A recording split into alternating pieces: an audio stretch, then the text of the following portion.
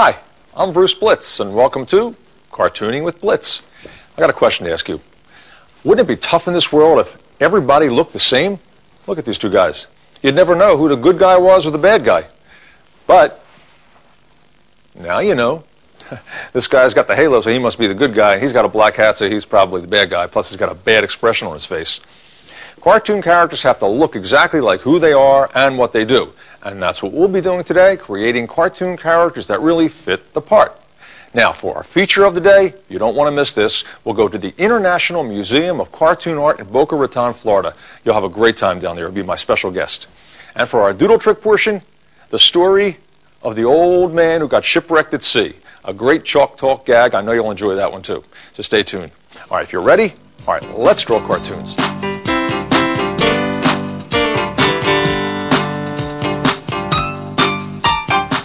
We really do have a great show for you today.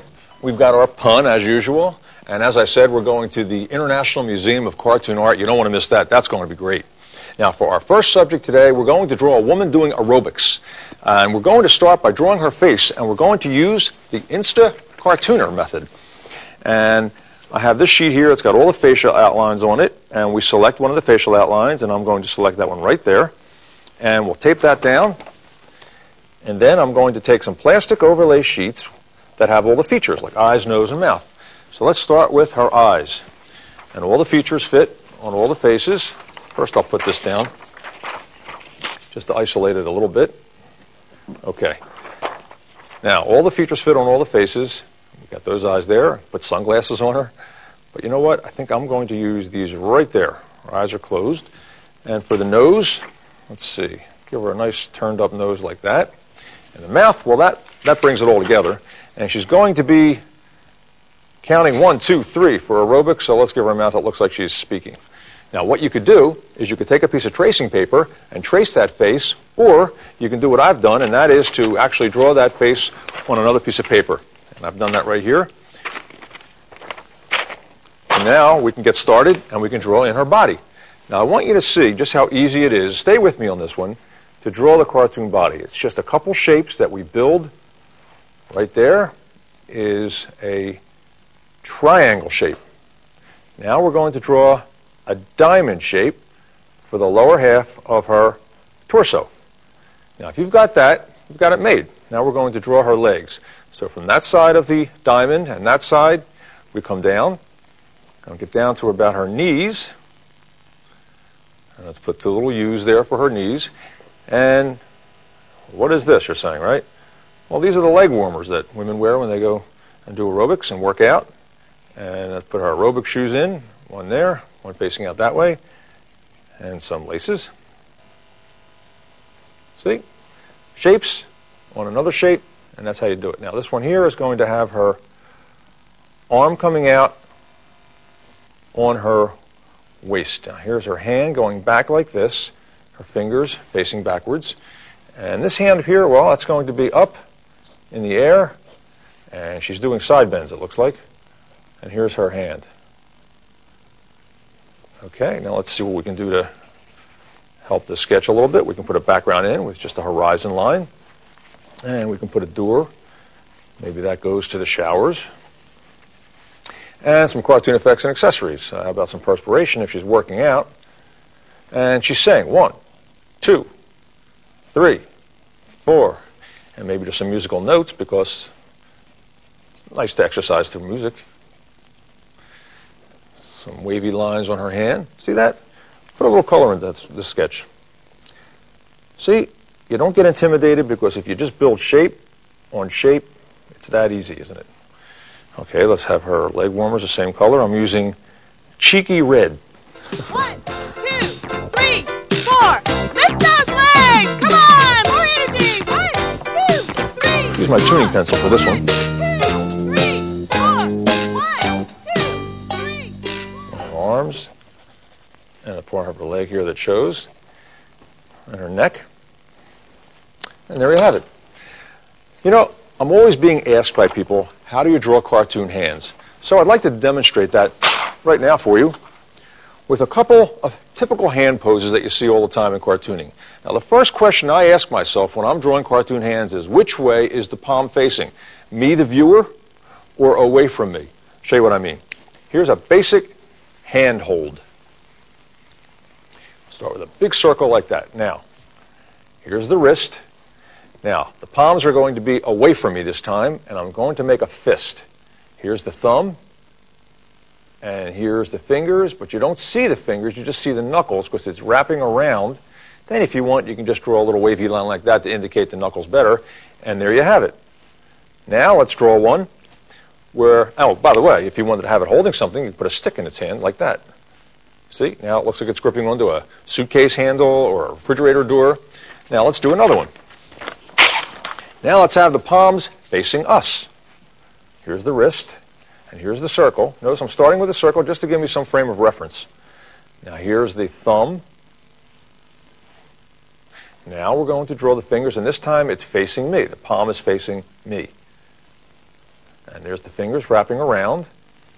Now you can use 4 fingers, 3 fingers, it's up to you. In animation they use 3 fingers and a thumb. And you know why they do that? Because it's easier to keep track of when they do animation. As you know, animation's got a lot of drawings and it can get a little confusing. And the viewer doesn't really care if they only see 3 fingers. Now, we're going to have them holding something like a stick again, or a handle. And see how that works? So you got 2 basic hand holds. Now I'm going to show you just the basics of drawing a cartoon hand, just a regular hand. And we'll start again with 2 shapes this time. We'll start one over here with a circle, and over here with a little bit of a squarish shape. And you can use either one, really. And this one here is you put fingers on a circle. First the thumb, and now you put fingers on the circle. And a little detail if you want, and there you have it. Same thing here. On a squarish shape, you do the same thing. It all depends on what? Your style of cartooning. Okay. Little basics there for cartoon hands. Now it's time for, guess what? The pun of the day. All right, ready for this one? I'll show you the picture and then you have to guess what it is. Ready? This is an easy one. Can you tell what that is? That's right, folks. She's a role model. Like that? One of my favorites. All right, let's do another sketch, another cartoon type, and it starts with a doodle trick. The letter S. We're going to draw the letter S right here, and we're going to make Sam the farmer. S is for Sam the farmer. Make that into a nose, and you're saying, well, what's that point there? Well, that's going to be his whiskers. Coming back like that. Let's give him a big eye looking at us. He's happy, and he's got his eyebrow up. And let's see, let's give him an ear right over here, and the back of his head, and there's his neck right there. Now, let's give him a straw hat. Now, when you're drawing straw, or like a chain fence or something, you don't have to draw each one. You just have to suggest it with a couple crisscrosses like this, and the viewer fills in the one on the bottom. Now, for the top of his hat, same thing. A couple crisscrosses, and it looks like he's wearing a straw hat. All right, a couple funny hairs there, there. And let's see, let's have him chewing on a piece of straw, just like that. Okay, he's happy. Now, we're going to draw his body. Now, I'll show you another little doodle trick, like we started with the S. The letter M. M like in Mary. See that right there? Now, if we connect these lines and go backwards, it looks like a collar, doesn't it? See, I do that all the time. I love little tricks. That's how I learned to play piano. Now, let's draw his arm coming back. And let's have it folded up, rolled up. And now we're going to draw his forearm and his hand. Now we're going to do one of those hand poses that I spoke about. And there's a thumb, and his palm will be facing away from us, the viewers. And a couple knuckles, and there you have it. And let's have him bent forward. So right about here, we're going to have his waist, then straight down for his legs. Just divide that right in half. And here's one foot, other foot, and let's have him wearing overalls.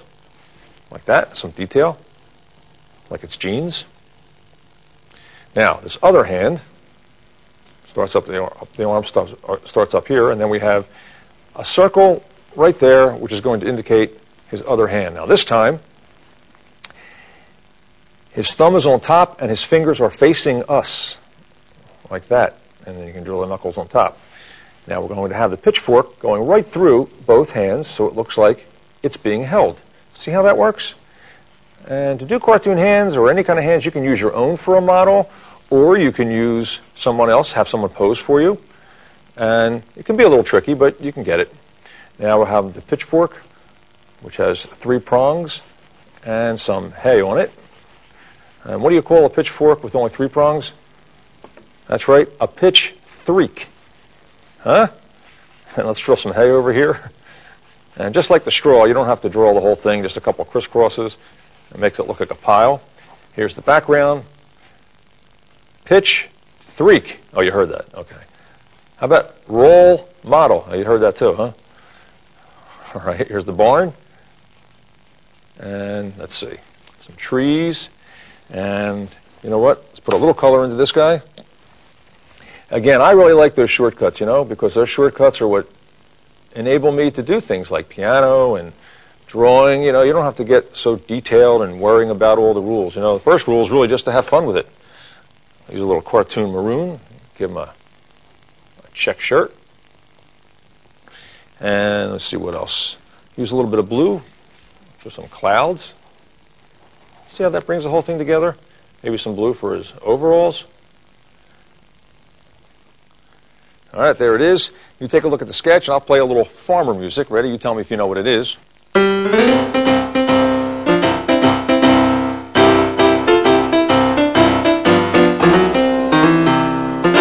That's right, it was the farmer in the dell. Now stay tuned for the feature of the day.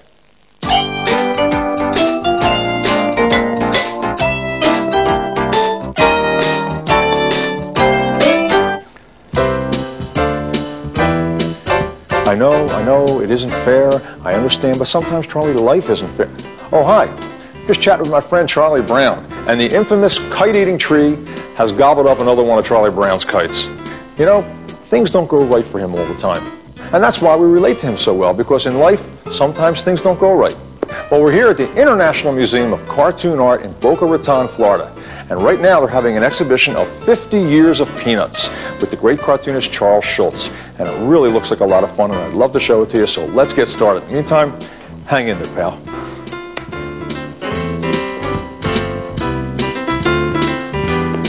Okay, we're here at the beginning of Little Folks. What's this Little Folks? I thought we were at Peanuts. Oh, Steve Charla, the curator of the International Museum of Cartoon Art. Hi. Hi, welcome to the museum. Thank you so much. Now, what's Little Folks all about? Little Folks is a cartoon that Charles Schulz drew in the late 1940s, before the Peanuts comic strip. And I notice it's like unrelated gags, kind of standing by themselves. This is basically 3 individual gag cartoons, unrelated to one another. And also, it's signed by Sparky.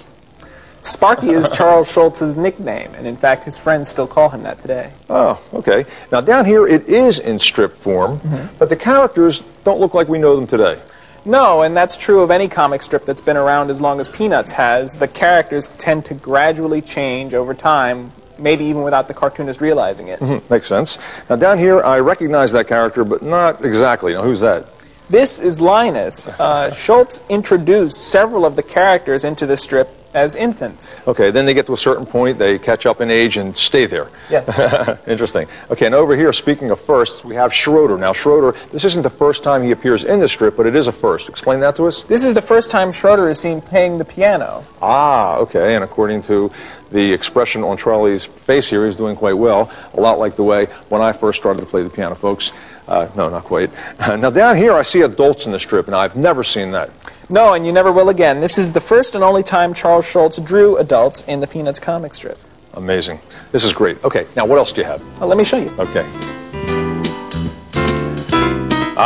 Now this is what I know Charlie Brown to look like today, Steve. And this comic strip is a good example of how a cartoonist sometimes puts a little of himself into his characters.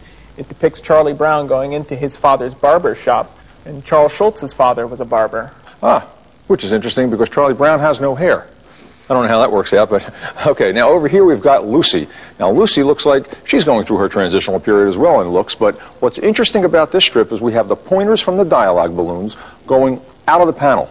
This is, in this comic strip, Lucy is talking to her mother, and in some of the early strips, Schulz would let us hear what the adults were saying, without letting us see them. That's something that's also stopped. Now, over here, my absolute favorite running gag with Lucy, and that's where she pulls the football away from Charlie Brown just about when he's going to kick it. Yeah, it's a very popular gag. There are several recurring gags in the Peanuts comic strip, like Lucy dispensing advice at the psychiatry booth, and Charlie Brown's baseball team never winning a game, and Snoopy battling the Red Baron on top of his doghouse. Now, speaking of Snoopy, we've got Snoopy here, and that's what he used to look like. Is that right?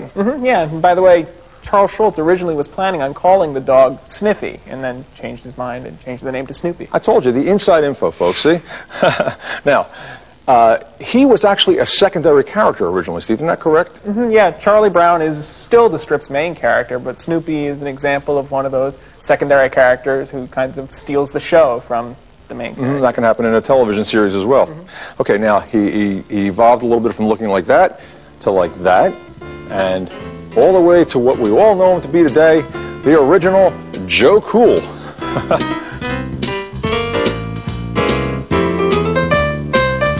For years, the strip has been drawn in 4 equally divided panels, but that's changed, hasn't it? Yeah, for about 40 years, Schulz was drawing Peanuts in these 4 identically sized panels. But lately, recently he started to deviate from that. If you come over here, we've got some more recent strips where that's no longer the case.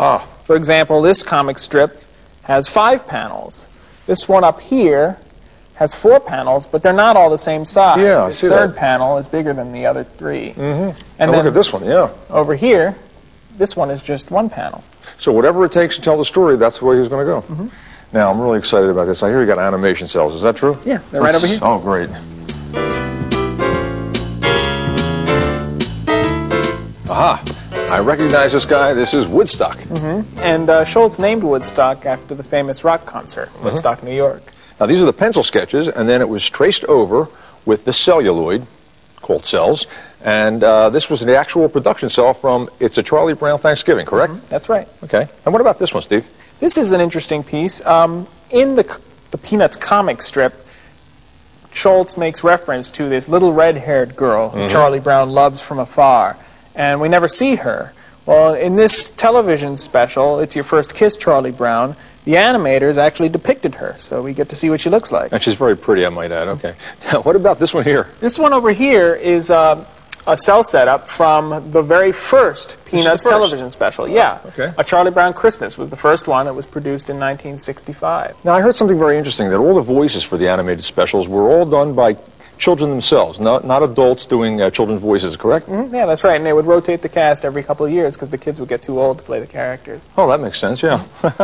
There's something over here I thought you might be interested in seeing. You know, it's really nice, Steve, the effort that the museum has put into this exhibit with all the characters and everything. It really makes it come to life, you know? Yeah, we created those characters just to add an extra dimension to the exhibition in addition to the artwork. And it really works, too. The Peanuts comic strip does have its serious side. Occasionally, Schulz will make reference to rather weighty issues in the strip. Here, Charlie Brown and Peppermint Patty are talking about love. In this strip here, Snoopy's brother Spike is dealing with regret. And these 2 comic strips over here are about World War II. And Schulz was himself a veteran of World War II. He served in the Army during the war, and he occasionally uses the strip to pay tribute to other veterans of that war. And I noticed this strip here pays tribute to D-Day. That's right. You know, it's amazing how much comic strips have become like a part of our lives and everything, and how like we get to know them like characters that we run to the paper and see what they're doing all the time. Yeah, they can have a real impact on the culture, and if the character becomes very popular, you'll start seeing them on objects that we use every day. We have some very early examples of those in the exhibition here.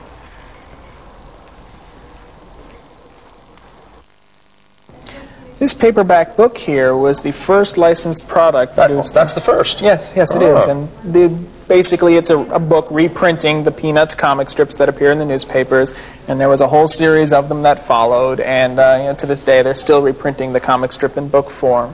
Now, for you comic book fans, we've got 4 here that look like they're from the 50s. They date back pretty far, huh? Yeah, well, in fact, everything in this display case comes from the 1950s, including these bobbing head figures here. The bobbing heads. Boing. I remember those. In the back of the car, you know. And what about these?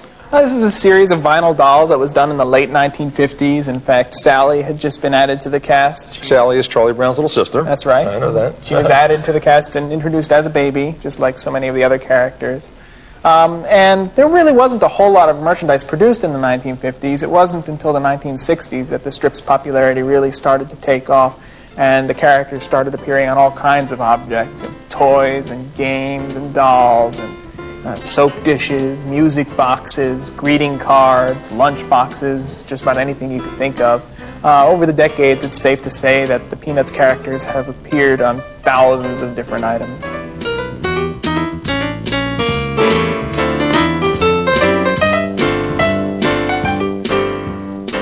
Steve, thanks so much for showing us around today. I really appreciate it. My pleasure. You know, it was a little bit like being backstage and seeing what goes on behind the scenes, you know? Mm-hmm. Glad you enjoyed it.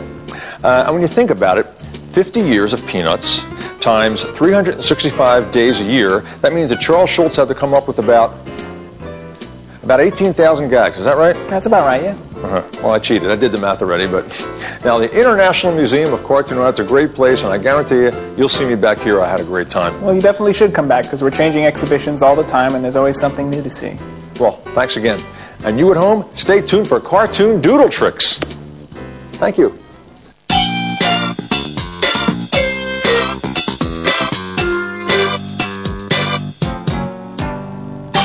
All right, welcome to today's Doodle Tricks, and I'd like to welcome my friends in the studio. How you doing, guys? Good? Hi. Okay. Now, today's Doodle Trick comes in the form of a story, and this is called Chalk Talk. And Chalk Talk is a form of entertainment that went back many years, and it's a story, and you can have a poem, it could be a song, but I'm not going to sing, and it always has a trick or surprise ending. And this one is the story of the old man in the sea, the man who got shipwrecked at sea. All right? And we'll start with, it's not that sad, so don't worry about it, it'll be okay. Right? It starts with his nose. Right there. You can tell even his nose looks sad, doesn't it? It's I know it's bad. Oh, here's his eye. Now his eye actually is a little sad. We'll put an eyebrow up like that. And here's his chin. And you can see here from his teeth and his mouth that he's not real happy, is he? And you know why? Because he was shipwrecked at a very hot desert island, and he had to weave this hat out of the straw from the trees because the sun just kept beating down on him. And it's a good thing that he did this, because as you can see from this long white beard, unfortunately he was there for a very long time. And let's draw the back of his head. This is getting sadder by the second, isn't it? But it's going to get better, don't worry. But you know what? He never gave up hope. He never gave up hope that one day that he would be rescued, and that one day a ship would come to rescue him. And you know what? He was rewarded for his great faith, because one day, you know what happened? A ship did come to rescue him. And there's the ship. May you like that? Yeah. All right. Well, that's all the time we have for today, and I hope you've enjoyed it. Now, for our tip of the day, a good beginning makes a good ending. See? All things work together for good. I'm Bruce Blica saying thanks for being with me, and guys, keep on cartooning. Keep on cartooning.